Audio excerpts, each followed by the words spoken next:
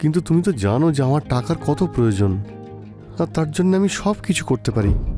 আচ্ছা, আমার জন্য? তোমার জন্য তো আমি আমার জীবন দিতে পারি। ওকে। আর তুমি বললে আমি জীবন নিতেও পারবো। আচ্ছা, হ্যাঁ।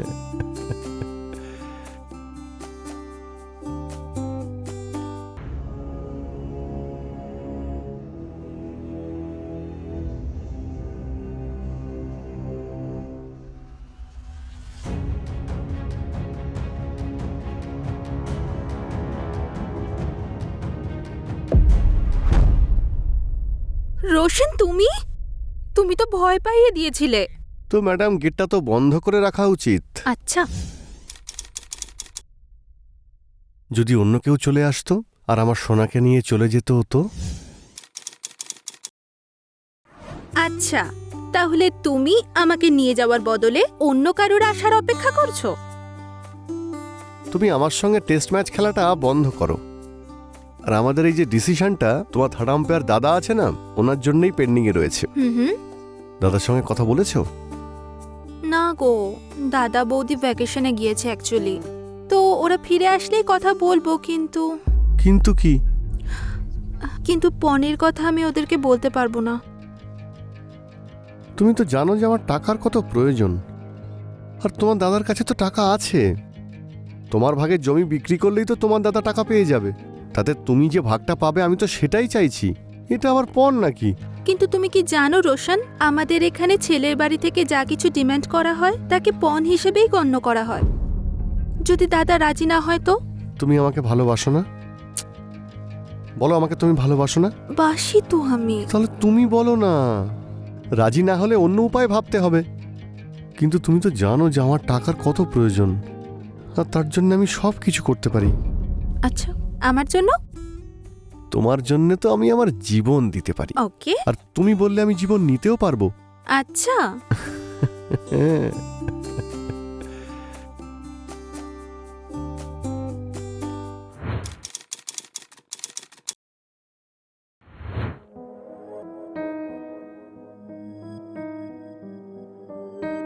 হ্যালো। নিয়ে এসছো টাকা? হ্যাঁ, সব টাকা নিয়ে এসেছি। আর তুমি যে লোকেশনটা বলেছিলে সেখানেই দাঁড়িয়ে আছি। ব্যাগটা ওখানে সাইডে রেখে চুপচাপ বাড়ি চলে যাও।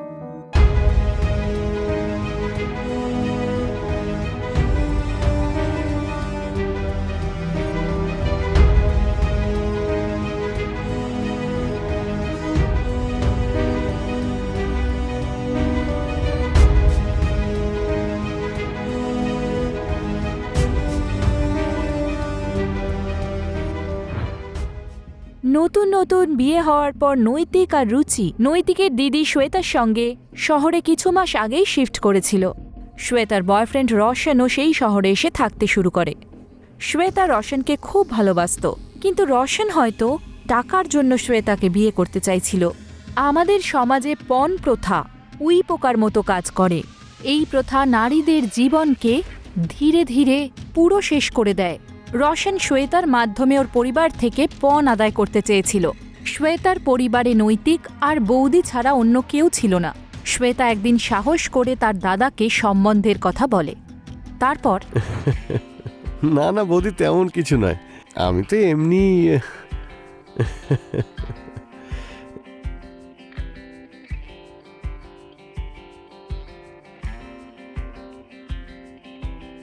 আরে, আমাদের শ্বেতা তো দেখছি এখন থেকেই ছেলের বাড়ির হয়ে গেল। আরে বৌদি, তুমিও না।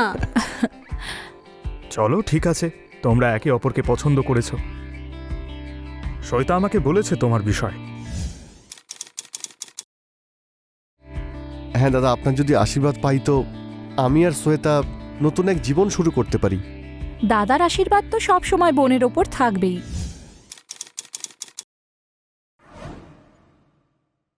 কিন্তু তোমার এই টাকার শর্তটা আমি মেনে নেব না। আমরা আমার বোনের কন্যাদান তো করতে চাই। ওকে কোনো টাকার মেশিন তৈরি করে ওর শ্বশুর বাড়িতে ওকে পাঠিয়ে ওকে প্রত্যেকবার বলে আমাদের থেকে যেন টাকা না চাওয়া হয়। দাদা, আপনি এরকম কেন ভাবছেন? আমি এমনটা কেন করব? তুমি এখনই করছো, তাহলে পরে করবে না এর কোথায় গ্যারান্টি আছে? দাদা, রোশন এরকম নয়। তুই মাঝখানে কথা বলিস না, আমরা কথা বলছি তো। দেখো রোশন, তুমি শ্বেতাকে বিয়ে করতে চাও, তাতে কোনো অসুবিধে নেই, কিন্তু আমরা 1 টাকাও দেব না। আরে সোজাসুজি বলুন না যে আপনি ওর ভাগে টাকাটা দিতেই চাইছেন না। রোশন, নিজের সীমা অতিক্রম করো না। গেট আউট, আমিও এখানে অপমান হতে কিন্তু আসিনি। Get out from here.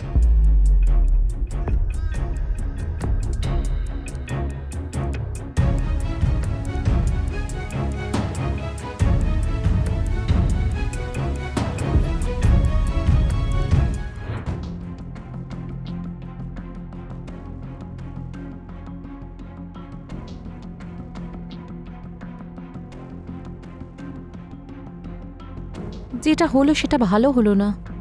শ্বেতাও হয়তো মনে মনে এটাই ভাবছে যে ওর সম্পত্তি আমরা হাতিয়ে নিতে চাইছি। আমাদের কাছে এটা ভাবার সময় নেই এখন। আর শ্বেতাকে তো আমরা এরকম পরিবারে কোনোদিনই পাঠাবো না, যেখানে মানুষ টাকার জন্য বসে রয়েছে। তুমিও ঠিকই বলছো, কিন্তু শ্বেতাকে সেটা কে বোঝাবে? ও তো রোশনকে বিয়ে করবে বলে জেদ ধরে বসে আছে। তুমি তো জানো শ্বেতা অবুঝ, কিন্তু তার মানে তো এটা নয় যে ওর অবুঝপনায় আমরা ওর সঙ্গ দেব। তুমি টেনশন করো না, কিছু একটা করছি।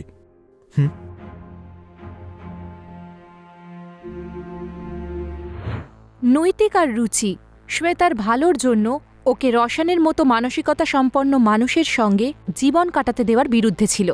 আর ওদের এই ভাবনাও সঠিক। যে ব্যক্তি এখন টাকাকে সম্পর্কের থেকেও বেশি বলে মনে করছে, সে বিয়ের পরে নতুন কোনো ডিমান্ড করবে না, এটার কি গ্যারান্টি আছে? কিন্তু রোশন শ্বেতার মনে তার দাদা বৌদির বিরুদ্ধে বিষ ঢালতে শুরু করে দিয়েছিল। এখন এই বিষ কী রূপ নেবে? অর্থাৎ রোশন নিজের টাকা পয়সার চাহিদা পূরণ করার জন্য কত দূর যেতে পারে সেটা বলা মুশকিল ছিল। শ্বেতা আর রোশনের মধ্যে সেই দিনের পর থেকে সামান্য দূরত্ব হয়েই ছিল। তখনই হঠাৎ করে একদিন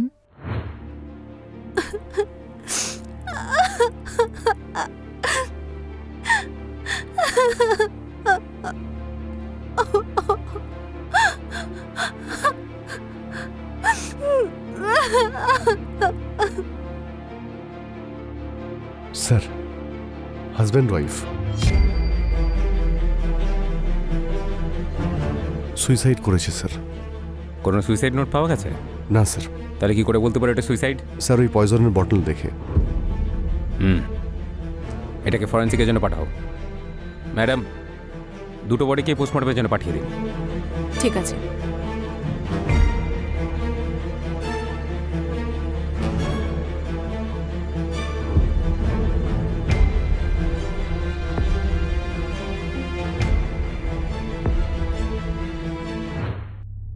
স্যার, ইনি হলেন শ্বেতা দেবী, ওনারই বোন ইনি। শ্বেতা দেবী আপনার দাদা বৌদিকে কোনো মানসিক অবসাদের মধ্যে দিয়ে যাচ্ছিলেন, বা এমন কিছু যেটার জন্য ওরা সুইসাইড করতে পারেন? না স্যার, ওরা তো ভালোই ছিল। ওদের বিয়ে হয়েছে মাত্র 4 মাস হলো। আমি জানি না ওরা কেন হঠাৎ করে সুইসাইড করলো। ওনার সঙ্গে কারোর কোনো শত্রুতা ছিল যে ওনার বিরুদ্ধে ষড়যন্ত্র করতে পারে? না স্যার, আমরা এখানে নতুন এসেছি, আমরা আগে থাকতাম না এখানে, কাউকেই চিনি না আমরা। শুধু দাদার একজন বন্ধু আছে, তার থেকে বেশি দাদা কিছু শেয়ার করেনি আমার সঙ্গে। আপনি প্লিজ নিজেকে একটু সামলান। যাই হয়ে থাক না কেন, ইনভেস্টিগেশনে ঠিক জানা যাবে।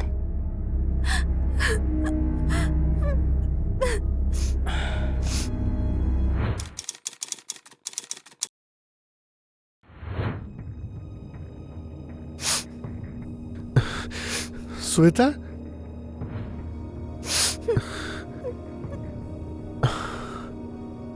নিজেকে শান্ত করো তুমি। কোথায় ছিলে তুমি এতদিন? আমি কতবার তোমাকে ফোন করেছি, ফোন যাচ্ছিল না তোমার কাছে। আমি একটা আর্জেন্ট কাজে বাইরে গেছিলাম, আমি খবরটা শুনেছি।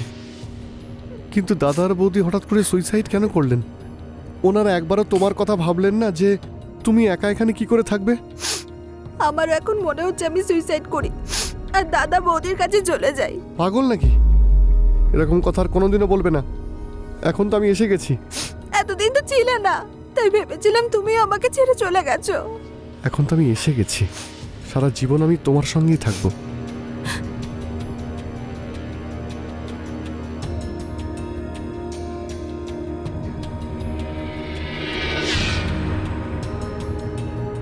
আসলে রোশন এই দুঃখের সময় শ্বেতাকে ছেড়ে কোথায় চলে গেছিল।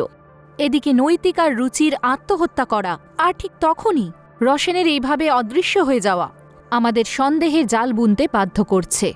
তবে কি সত্যিই রোশন এমন কিছু করেছে যার জন্য নৈতিক আর রুচি সুইসাইড করল?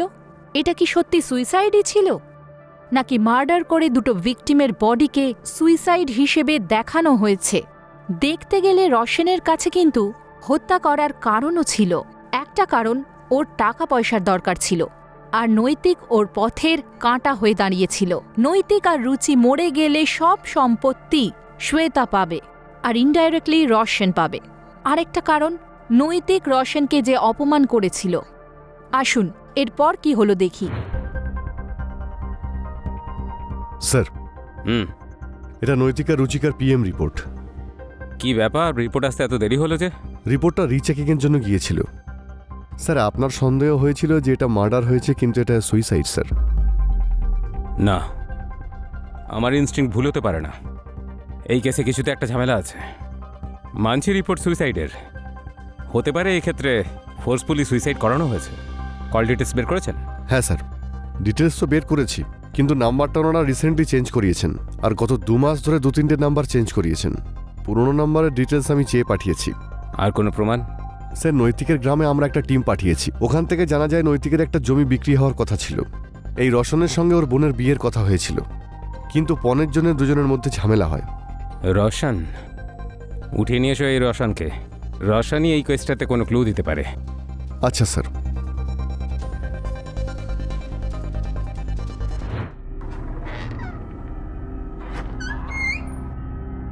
স্যার, এই হলো রোশন।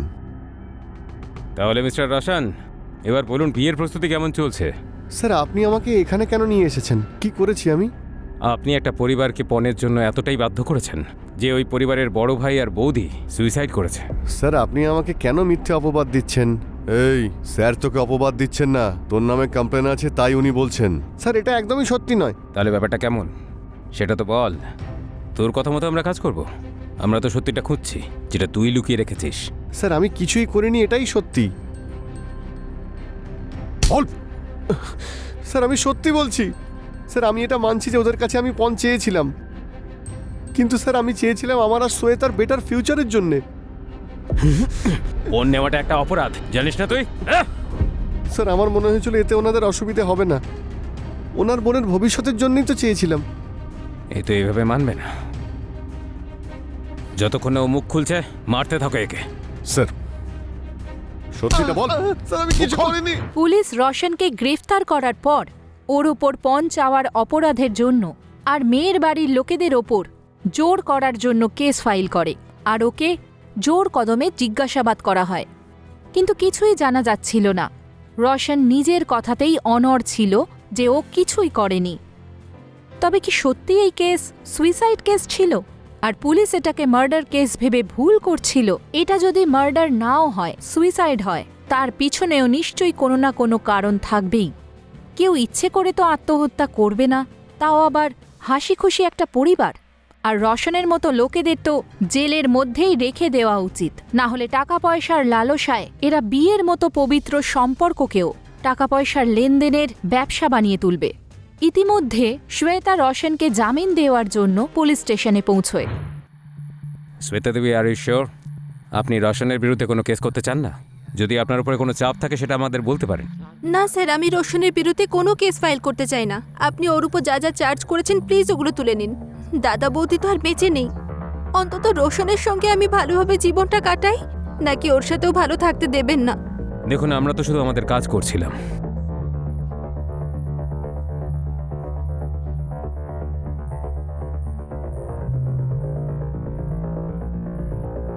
তুমি ঠিক আছো? রোশন, তুমি যেতে পারো। ইনি তোমার বিরুদ্ধে কোনো কেস করতে বারণ করেছেন।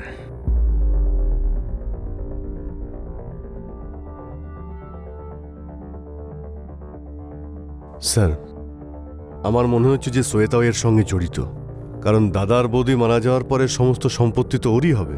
যেভাবে ও রোশনকে সাপোর্ট করছে, আমি নিশ্চিত রোশনের সঙ্গে ও জড়িত। ওই নৈতিকা রুচির পুরনো নাম্বারের কল ডিটেলস পেয়েছেন? হ্যাঁ স্যার। নৈতিক আর রুচিকার কল ডিটেলসের ফাইল। স্যার, এই যে।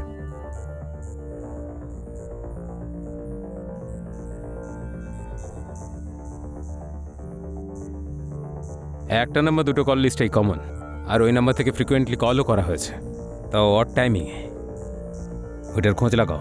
আরও একটা কথা স্যার, আমি নৈতিকের বন্ধুদের জিজ্ঞেস করেছি, নৈতিক বন্ধুদের কাছ থেকে 20 লাখ টাকা ধার নিয়েছিল। কে? 20 লাখ? শ্বেতা রোশনকে পুলিশ কাস্টাডি থেকে জামিন দিয়ে নিয়ে তো গেল, কিন্তু ও কি এটা ঠিক করলো? রোশন যদি সত্যি ওর দাদা বৌদির সুইসাইডের রিজন হয়, তখন ও কি শ্বেতাকে একটা ভালো জীবন দেবে, নাকি টাকা পয়সার জন্য শ্বেতাকেও এরকমভাবে মৃত্যুর মুখে ঠেলে দেবে? পুলিশ যখনই জানতে পারল যে নৈতিক নিজের কোনো বন্ধুর থেকে 20 লাখ টাকা ধার চেয়েছিল, তখন পুলিশের সন্দেহ রোশনের উপর আরও বেশি গভীর হতে থাকল। এত বেশি টাকা কেউ কেন চাইতে যাবে? হতে পারে রোশন কোনোভাবে নৈতিক আর রুচির ওপর জোর করেছিল, বা এমন কিছু যার ওপর থেকে এখনো পর্দা সরেনি। পুলিশ কল লিস্ট থেকে পাওয়া নাম্বারের মালিককে যখন জেরা করল, তখন সব ঘটনা সামনে এলো। চল বল, নৈতিক আর রুচির সঙ্গে তোর কি প্রবলেম ছিল? স্যার, আমি কিছু করিনি। কিছু করিসনি? এই দেখ দেখ, এসব কি?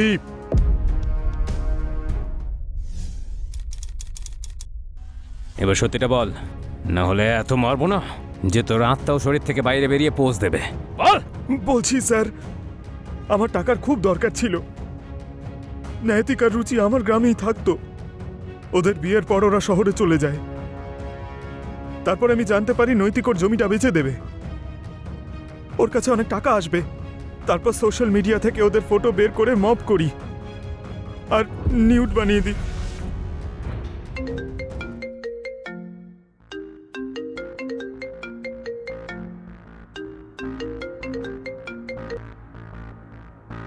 হ্যালো, জানেমান, তোমার ফোনটা তো চেক করো একবার।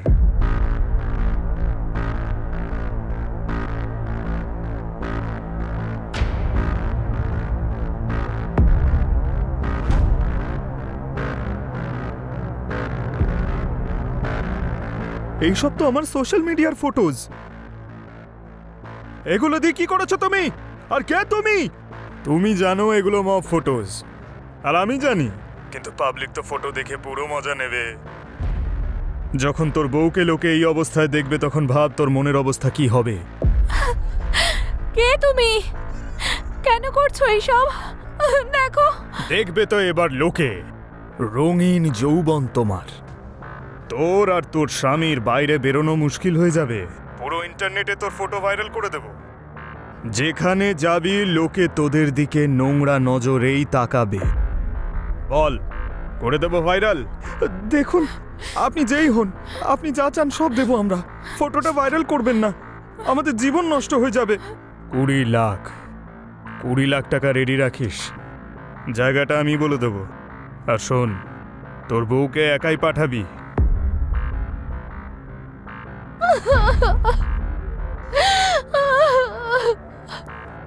হ্যালো, নিয়ে এসছো টাকা? হ্যাঁ, সব টাকা নিয়ে এসেছি, আর যে লোকেশনটা বলেছিলে সেখানেই আছি। ওইখানে সাইডে ব্যাগটা রেখে চুপচাপ চলে যাও।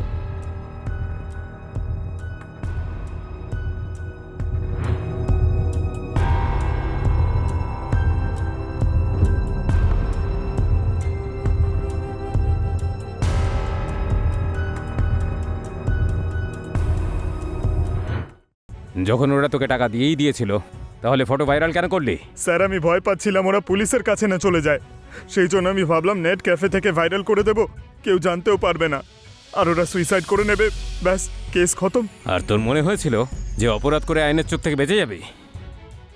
অপরাধী যতই ধুরন্ধর হোক না কেন, আইন তাকে ঠিক ধরে ফেলে। একে এত মারো যেন নিজের ফটো এডিট করার আগেও ও 100 বার ভাবে। স্যার,